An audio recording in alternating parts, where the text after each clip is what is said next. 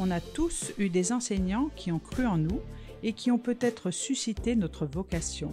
Certains sont devenus nos auteurs. Bienvenue dans le podcast Vocation Auteur, le podcast qui donne la parole à des enseignants qui ont choisi de transmettre leur pédagogie à travers nos manuels. Quel est leur parcours? Qu'est-ce qui les anime? Retrouvez chaque mois l'interview d'un auteur qui vous donnera peut-être l'envie d'en être un. Dans ce 9e épisode, Hachette Éducation accueille Delphine Grasset. Delphine est professeure des écoles en cycle 1 et 2 depuis plus de 25 ans dans l'Académie de Rennes. Elle est l'auteure chez Hachette Éducation de la méthode de lecture Pilotis et de la collection Mon cahier pour comprendre, Mon cahier pour écrire en CP. Ses pratiques de classe, nourries de rencontres, de lectures et de conférences, et surtout son insatiable curiosité, l'ont amené à s'intéresser plus particulièrement à l'apprentissage de la lecture, mais aussi à la personnalisation des apprentissages. Écoutons l'extrait musical qu'elle a choisi pour introduire ce podcast.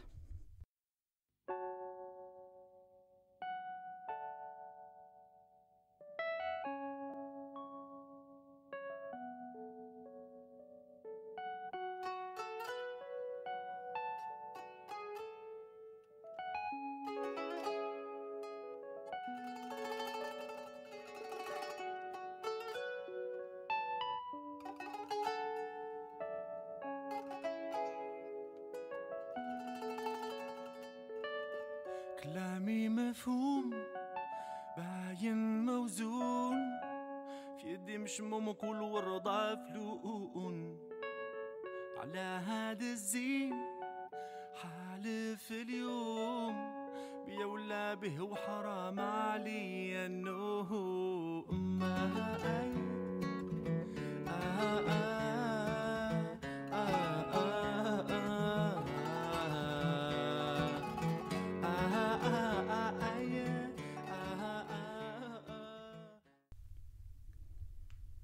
Bonjour Delphine. Bonjour Pascal. Alors pour commencer, je t'ai demandé de choisir un extrait musical qui est donc Babel West, donc du groupe Énergie d'eau. Pourquoi as-tu choisi cet extrait? Alors, le groupe s'appelle Babel West. Et j'ai choisi cet extrait parce que c'est un groupe que je connais depuis longtemps, que j'ai rencontré par hasard un soir où je n'allais pas forcément très bien. Et ils ont vraiment illuminé ma soirée, mon cœur. Ce sont devenus, on va dire, comme des amis.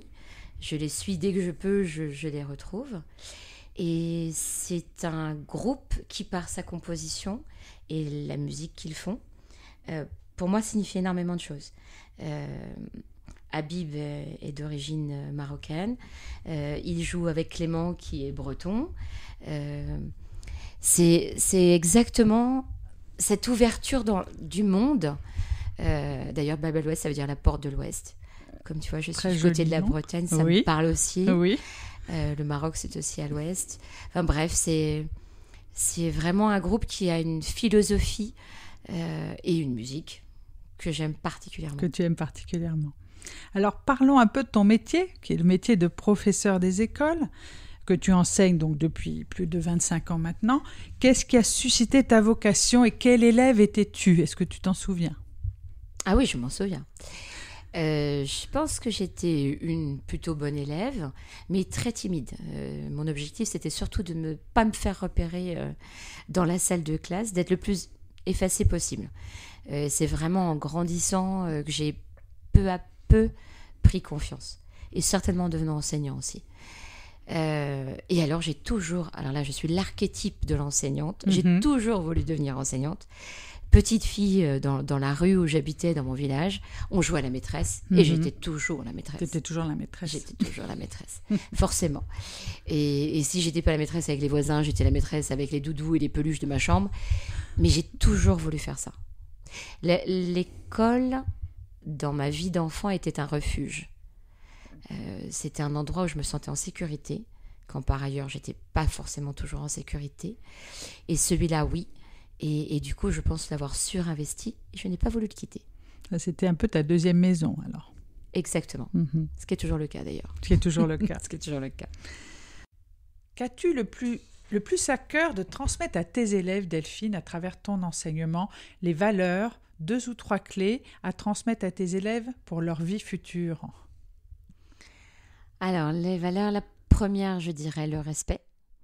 Le respect de soi, le respect des autres. Ça me semble essentiel.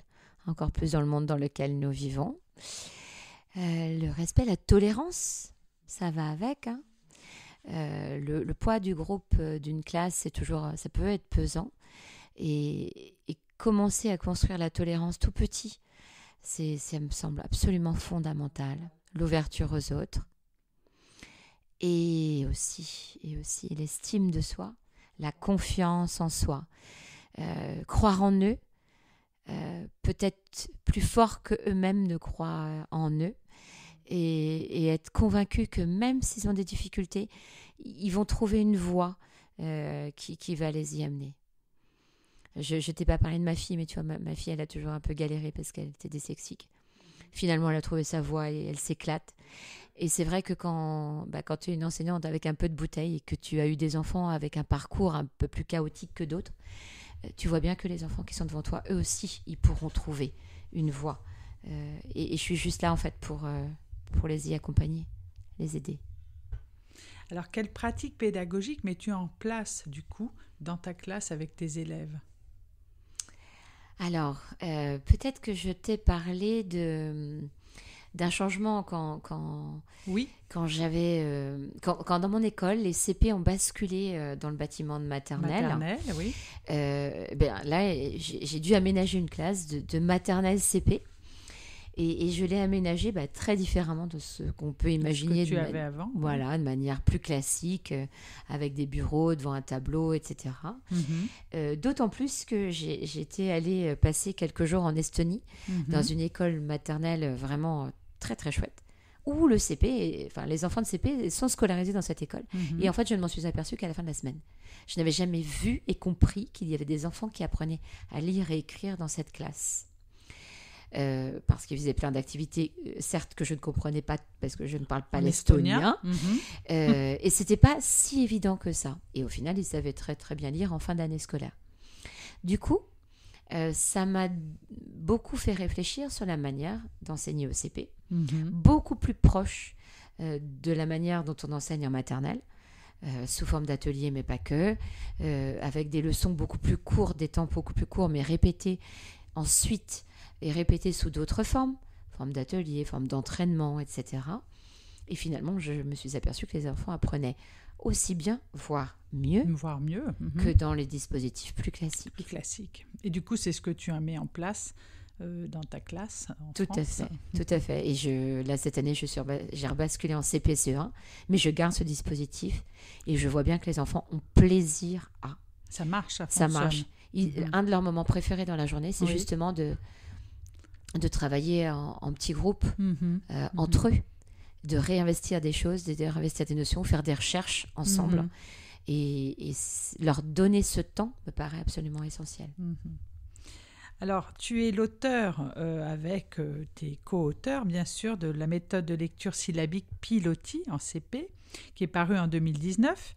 Et vous êtes sur le point de publier une toute nouvelle méthode de lecture, Samy et Julie en CP, qui a été conçue autour des albums du même nom. Alors, dans quel esprit l'avez-vous conçue, cette collection, et quel sens lui avez-vous donné ? Alors, je commence par te parler des auteurs de tes collègues, de mes collègues, auxquels je tiens énormément. Géraldine, avec qui je travaille depuis la première édition de Pilotis. Auteur chez Pilotis. Voilà. Oui. Catherine Perronnet, qui est aussi auteure du blog de Chat Noir.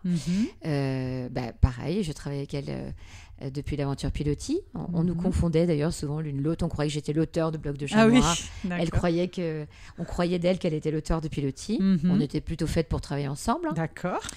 Et puis 2 autres personnes, Emmanuel Lacroix, qui est le créateur d'Effet Eureka, chez qui je suis formatrice, et Marc Boudot, qui est le créateur d'Enthousiasme orthographique. Oui. Alors, qu'est-ce que c'est enthousiasme orthographique? Alors, Enthousiasme orthographique, c'est une grande aventure Mhm. qui est née dans le Creusot, Mhm. autour de l'orthographe. Mhm. Donc, c'est toute une équipe qui a développé des outils, et notamment l'arbre des mots. Mhm. Et cet arbre, qui ressemble vraiment à un arbre, recense les 37 phonèmes de la langue française, Mhm. et avec les graphèmes les plus fréquents. Mhm. Et donc, ils sont symbolisés par un petit espace dans l'arbre.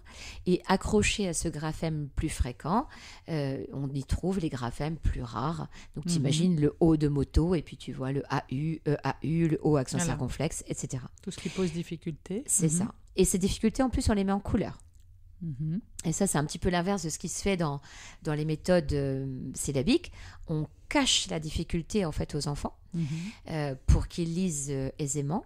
Et là, on met en exergue la difficulté aux enfants pour faire la lecture et l'orthographe en même temps. D'accord. Mhm. Et ça, c'est rudement intéressant puisqu'on a, des études ont montré que quand les enfants écrivent des mots et qu'ils les écrivent mal, ça reste dans la mémoire des enfants. Tout à fait. Mhm. Alors qu'avec cet outil, ils peuvent, grâce à des petits tirets d'encodage, écrire parfaitement, justement, des mots. Et ça veut dire que là, on engrange des savoirs corrects dès le début Dès de le l'apprentissage. départ. Oui, oui. Et ça, c'est très, très Ça, c'est intéressant. fort. Donc voilà ce qu'est l'enthousiasme orthographique. Ce n'est pas que ça, D'accord. mais c'est ce qu'on va retenir, en tout cas, dans la méthode de Samy et Julie. D'accord. Et donc, c'est une méthode qui est tout à fait conforme au programme. Alors, les programmes vont a priori changer, mais elle est en tout cas conforme aux recommandations du CESEN. D'accord. C'est-à-dire qu'elle est 100% déchiffrable.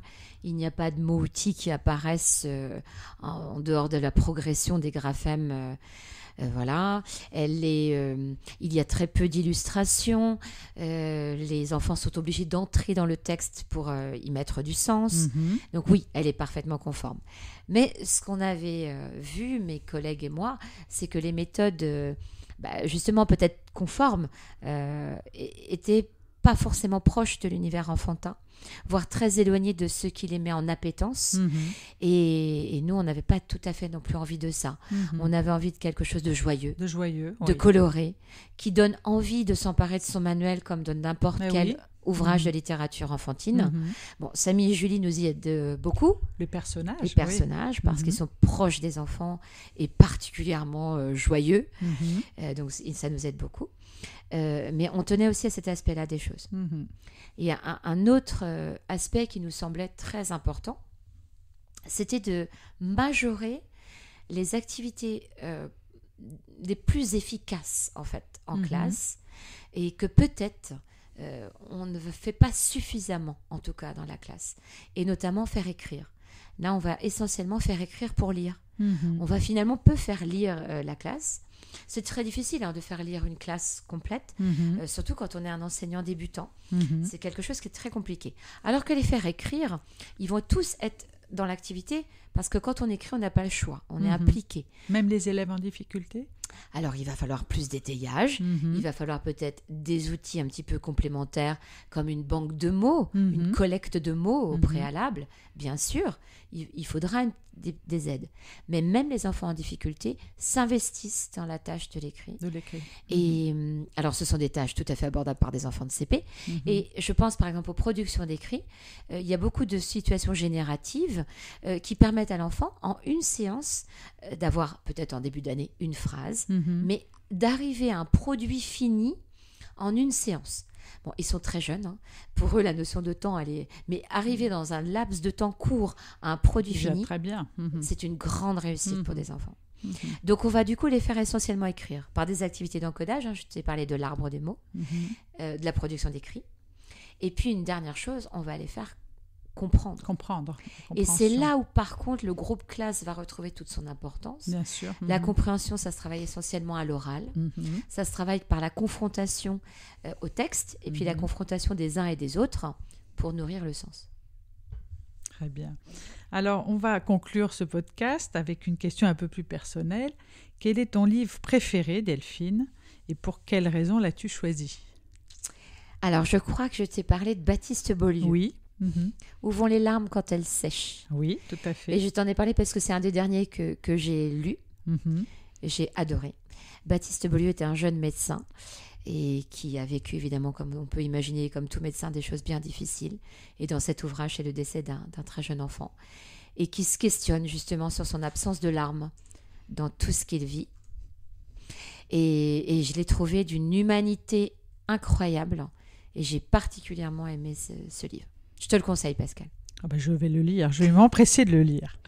Et quelle est ta citation préférée et pour quelle raison l'as-tu choisie?